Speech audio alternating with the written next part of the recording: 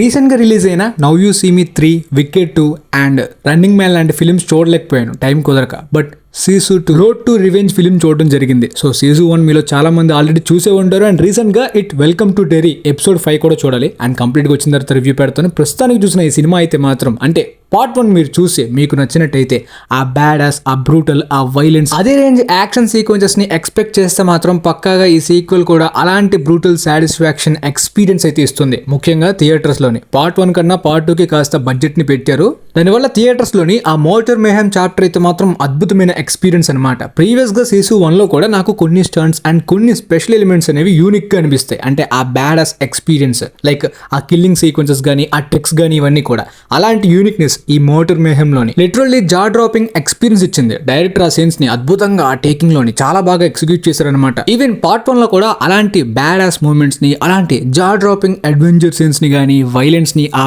బ్యాడాస్ brutal elements ని present చేయడంలోనే director బాగా సక్సెస్ అయ్యారు. అంటే John Wick, Kill Bill, Rambo లాంటి వైబ్స్ ఇస్తాయి అనమాట. ఆ క్యారెక్టర్స్ కి ఆ ఎలిమెంట్స్ వల్లనే ఒక యూనిక్నెస్ అనేది వస్తుంది. సేమ్ ఈ క్యారెక్టర్ కి కూడా అలాంటిది. సో ఇమ్మోర్టల్ ఈసారి అంతకన్నా బ్యాడాస్ క్యారెక్టర్ ని ఎదుర్కోబోతున్నాడు అన్నట్టు ఫస్ట్ యాక్ట్ నుండే స్టీఫెన్ లాంగ్ గారి బ్యాడాస్ క్యారెక్టర్ ని ప్రెజెంట్ చేయడం కూడా మంచి ఇంటెన్స్ బిల్డ్ అయింది డ్రామాలో. ఈయనతోని కొద్దిగా హ్యాండ్ టు హ్యాండ్ సీక్వెన్సెస్ ఎక్కువ ఎక్స్పెక్ట్ చేసినప్పటికీ ఈయన క్యారెక్టర్ కూడా బ్యాడాస్ గానే ఉంది. అంటే పార్ట్ 1 లోని తాత వచ్చాడు, అదరగొట్టి వెళ్ళిపోయాడు. సో పార్ట్ 2 లో కూడా తాత వచ్చి అదరగొట్టాడు, చెదరగొట్టిపోతాడు అనుకున్నాను. కానీ ఈసారి ఇద్దరు తాతలు వచ్చారు. సో ఇంప్రెస్ చేశాను అనమాట లిటరల్లీ. కానీ కొద్దిగా ఆ హ్యాండ్ టు హ్యాండ్ సీక్వెన్సెస్ వాళ్ళిద్దరి మధ్యన ఎక్కువ ఉంటే బాగుండేది అనిపించింది. So badass violent action dramas చూడాలనుకునే వాళ్ళు ఈ సీజన్ 1 and 2 ని మిస్ కాకండి. స్టోరీ పాయింట్ సింపుల్ గా ఉన్నప్పటికీ కంప్లీట్ గా ఆ ఎగ్జిక్యూషన్ అనేది ఒక మంచి బ్రూటల్ యాక్షన్ ఫిల్మ్ చూసిన వైబ్స్ ఇస్తాయి అనమాట. ఫైనల్ గా ఈ ఫిల్మ్ కి నేను ఇచ్చే రేటింగ్ 8/10.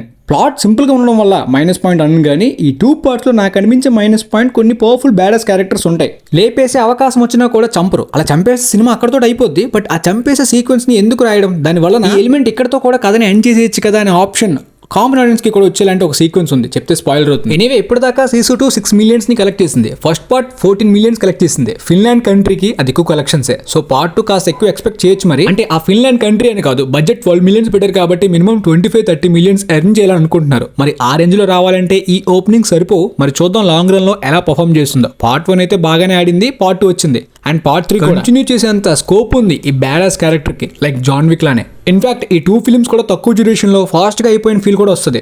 ఇక ట్రోనరీస్ బాక్స్ ఆఫీస్ ప్రీవియస్ వీక్ తోటే అయిపోయినట్టు. ఇప్పటిదాకా 142 మిలియన్స్ తోటే డిస్నీకి చాలా పెద్ద డిజాస్టర్ అయింది బాక్స్ ఆఫీస్ దగ్గర. But one battle after another theatrical run మాత్రం సర్ప్రైజ్ చేసింది. ఇంకా థియేటర్స్ దగ్గర కంటిన్యూ అవుతూ 200 మిలియన్స్ ని టచ్ చేసింది. బట్ ఫైనల్ రన్ అయిపోయినట్టే. ఈ నెంబర్స్ అనేవి పాల్ థామస్ ఆండర్సన్ కి అండ్ ఈ డ్రామా జానర్ కి ఎక్కువ నెంబర్స్ లా కనిపించవచ్చు R రేటెడ్ లో. బట్ లియోనార్డో డికాప్రియో రేంజ్ కి ఈ నెంబర్స్ అంత ఎక్కువేం కాదు. మరి నాన్ ఐపీ జానరాస్ గానీ అండ్ ముఖ్యంగా డ్రామా జానరాస్ హాలీవుడ్ లో మళ్ళీ ఎప్పుడు కంబ్యాక్ అవుతాయో, ఎవరు వాటిని రివైవ్ చేస్తారో, సినిమా అనేది కంప్లీట్ గా కమర్షియల్ గా పెద్ద పెద్ద ఫ్రాంచైజ్ కి బిగ్ స్కేల్ ఫిల్మ్స్ కి పరిమితం అయిపోతుందా అనేది చూడాలి మరి తర్వాత అప్కమింగ్ ఫిల్మ్స్ లో. బట్ డ్రామా జానరాస్ కి ఇంత బడ్జెట్స్ పెట్టడం కూడా మిస్టేక్. ఎందుకంటే 200 మిలియన్స్ అంటే మరి తక్కువ కూడా కాదు. ప్రెడిటర్, బ్యాడ్ ల్యాండ్స్ లాంటి పాపులర్ ఫ్రాంచైజ్ ఫిల్మ్, అది కూడా big scale VFX adventure genre లో వచ్చినప్పటికీ ఇప్పటిదాకా 200 మిలియన్స్ టచ్ చేయడానికి బాగా సఫర్ అవుతుంది. ఇక్కడ చాలా మంది ఆలోచించాల్సిన పాయింట్ అదే. కేవలం డ్రామా జానరాస్ జనాలు చూడట్లేదని మాత్రమే కాదు, ఈవెన్ పాపులర్ ఫ్రాంచైజ్ ఫిల్మ్స్ కూడా సమ్ టైమ్స్ సరైన మార్కెటింగ్ లేకపోతే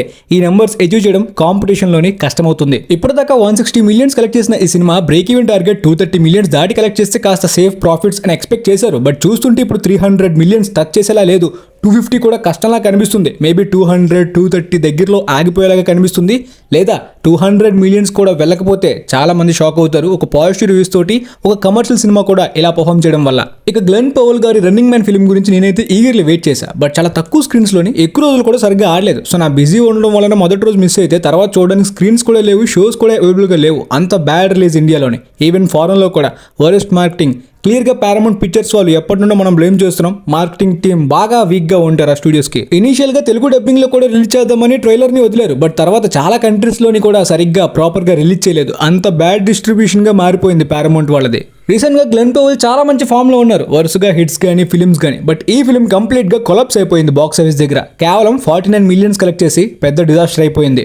ఈవెన్ మూవీకి డీసెంట్, యావరేజ్ ఈ టైప్ ఆఫ్ కొన్ని మిక్స్డ్ రివ్యూస్ కూడా వచ్చాయి. Unanimous positive, block buster, orange response రాలేదు. ఆ తర్వాత నౌ యూ సీ మీ 3 కి కూడా సేమ్ ప్రాబ్లం. ఇండియాలో బాగా limited release and limited shows లో ఎందుకు వేశారో తెలియదు. ఇన్ఫాక్ట్ చాలా మంది యూత్ ఆడియన్స్ కి కూడా ఈ now you see me franchise బాగా ఇష్టం. బట్ ఈ ఫిల్మ్ వస్తున్నట్టు ప్రాపర్ గా చాలా మందికి తెలియదు, ఇండియాలోనే కాదు ప్రపంచవ్యాప్తంగా కూడా. ఇప్పటిదాకా ఈ సినిమా 147 మిలియన్స్ కలెక్ట్ చేసింది. బ్రేక్ ఈవెన్ టార్గెట్ 200 మిలియన్స్ దగ్గర వరకు దాటి కలెక్ట్ చేయాలన్నమాట. బట్ దాట్ ఈస్ అలాగే కనిపిస్తుంది. కాకపోతే previous films almost 335, 350 millions cross చేసాయి. పార్ట్ 1, పార్ట్ 2 అవి ఎప్పుడో వచ్చేసాయి. సో ఇప్పుడు నెంబర్స్ తోటి ఈజీగా 500 మిలియన్స్ దాటే రేంజ్ కూడా ఎక్స్పెక్ట్ చేశారు చాలా మంది. మేబీ ప్రీవియస్ పార్ట్స్ కి ఈ పార్ట్ కి చాలా గ్యాప్ వచ్చేసింది. దాంతోపాటు చాలా మందికి థర్డ్ పార్ట్ వస్తున్నట్టు కూడా ప్రాపర్ మార్కెటింగ్ జరగలేదు. అది కూడా మెయిన్ రీజన్ అయ్యి ఉండాలి. ఆ తర్వాత wicket for good. Wicket first part sensational గా పర్ఫామ్ చేసింది. గ్లాడియేటర్ 2 తో కాంపిటీషన్ వచ్చినప్పటికీ నార్త్ అమెరికా నుండి హ్యూజ్ కాంట్రిబ్యూషన్ దొరికింది. ఓవర్సీస్ లో అంత పాపులారిటీ లేదు, అయినప్పటికీ ప్రపంచవ్యాప్తంగా 760 మిలియన్స్ కలెక్ట్ చేసింది. సో సీక్వెల్ ఆ క్లిఫ్ హ్యాంగర్ హైప్ కి ఈజీగా 1 బిలియన్ టచ్ చేస్తుంది అనుకున్నాను. But even opening weekend north అమెరికాలోని 150 మిలియన్స్ దగ్గర వరకు ఓపెన్ చేసింది. గ్రేట్ ఓపెనింగే. ప్రీవియస్ పార్ట్ 115 మిలియన్స్ అనుకుంటా. ప్రపంచవ్యాప్తంగా ఈ సినిమా 225 మిలియన్స్ ని ఓపెన్ చేసింది. సో ప్రీవియస్ పార్ట్ కన్నా 60 మిలియన్స్ ప్రపంచవ్యాప్తంగా ఎక్కువ ఓపెన్ చేసింది. ఓవర్సీస్ లో కూడా కాస్త ఇంప్రూవ్మెంట్ కనిపించినప్పటికీ 1 బిలియన్ కొట్టడానికి ఈ ఓపెనింగ్స్ సరిపోవు. లాంగ్ రన్ లో ఏమైనా మ్యాజిక్ చేస్తుందా అంటే ప్రస్తుతానికి టాక్ అంతా కూడా డీసెంట్ యావరేజ్ గానే ఉంది. ఫస్ట్ పార్ట్ రేంజ్ అయితే రెస్పాన్స్ తో పాటు రన్ కూడా ఆ రేంజ్ లో కనిపించేలాగా లేదు, మరి చూడాలి. బట్ రేపు రిలీజ్ అవబోయే జూటోపియా 2 కి మాత్రం విపరీతమైన హైప్ ఉంది. ఈవెన్ చైనా, నార్త్ అమెరికా ప్రపంచవ్యాప్తంగా కలిపి దాదాపుగా 500 మిలియన్స్ దాటి ఓపెనింగ్ వీకెండ్ ప్రొజెక్షన్స్ కనిపిస్తున్నాయి. అంటే 1 బిలియన్ కాదు, 2 బిలియన్స్ కి కూడా టచ్ చేసే పొటెన్షియల్ ఆ ఫిల్మ్ కి కనిపిస్తుంది ఓపెనింగ్ వీకెండ్ బట్టి.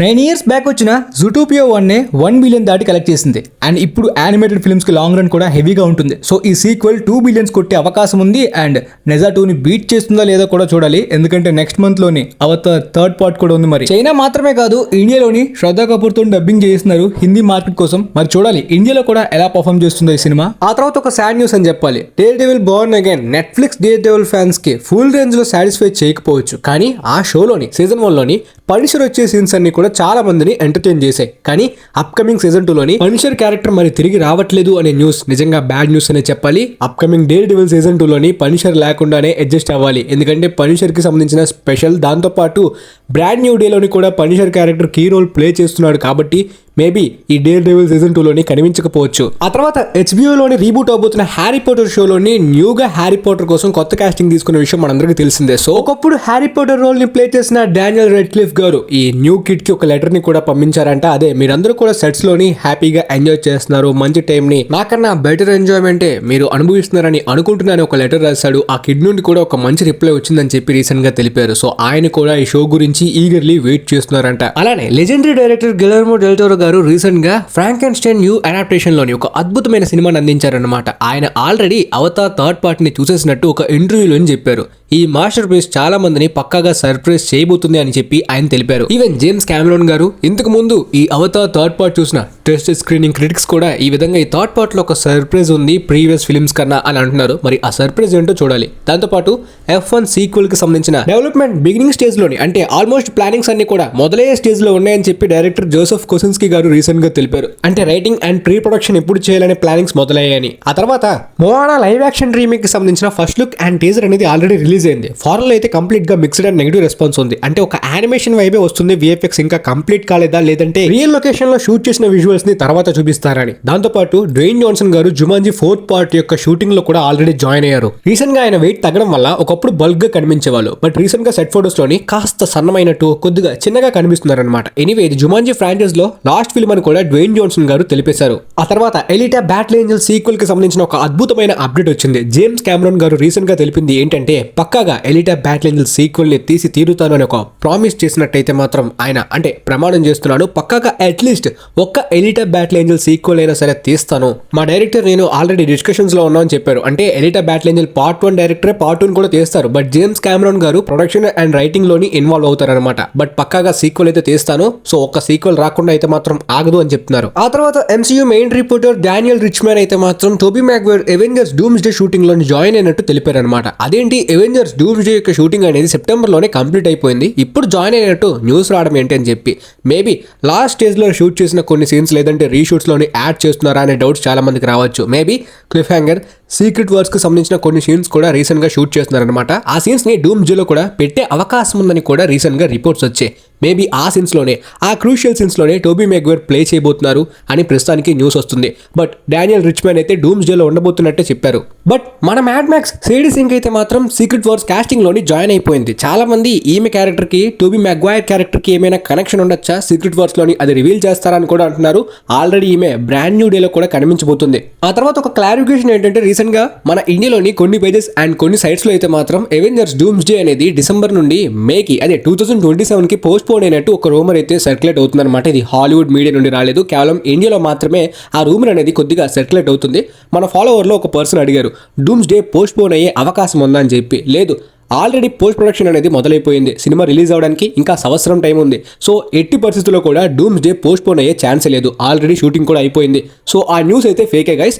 నెక్స్ట్ ఇయర్ December 18th ఈ సినిమా రిలీజ్ చేయడానికి ప్లాన్ చేస్తున్నారు. ఒకవేళ పోస్ట్ పోన్ అయితే పక్కగా మార్కెటింగ్ కి చాలా ఇంపాక్ట్ అయితే పడుతుంది, చాలా లాస్ అవుతుంది. ఎందుకంటే చాలా బజ్ కూడా పోతుంది. ఎక్కువ సార్లు పోస్ట్ పోన్ చేస్తే అక్కడ అలా కుదరదు. మన ఇండియాలో చాలా ఫిల్మ్స్ అలా ఎక్కువ సార్లు పోస్ట్ పోన్ అవుతుంటాయి, కానీ హాలీవుడ్ లోని ఇలా ఒకసారి పోస్ట్ పోన్ అవడమే చాలా రేర్ గా జరుగుతూ ఉంటుంది. So as of now post production కి చాలా ఎక్కువ టైం ఉంది. సో బెటర్ అవుట్పుట్, ఎందుకంటే ఈ సినిమాకి దాదాపుగా చాలా పెద్ద బడ్జెట్ పెట్టబోతున్నారు. ఇంతవరకు హాలీవుడ్ లో ఈ రేంజ్ బడ్జెట్ పెట్టలేదు. మరి ఆ రేంజ్ బడ్జెట్ ని ఎలా రికవరీ చేస్తారు, వాళ్ళ ప్లాన్ ఏంటి? ఈ సాగా ఆల్మోస్ట్ డౌన్ అయిపోయిన infinity war range, end game range hype ని మళ్ళీ జనరేట్ చేయడానికి ఆ పొటెన్షియల్ ని ఎలా యూజ్ చేసుకుంటారో చూడాలి. ప్రస్తుతానికి ఈ అప్డేట్స్ అన్ని మీకు క్లియర్ గా అర్థమయ్యాయి అనుకున్నాను. అండ్ మిగిలిన అప్డేట్స్ ని వేరే వీడియోలో చెప్పడానికి కవర్ చేయడానికి ప్రయత్నిస్తాను. వీలైతే ఈ వీడియోని మీ ఫ్రెండ్స్ లో ఉన్న వాళ్ళకి కూడా షేర్ చేయండి. మేబీ వాళ్ళకి కూడా యూజ్ అవ్వచ్చు అనుకుంటున్నాను. And thanks for watching guys.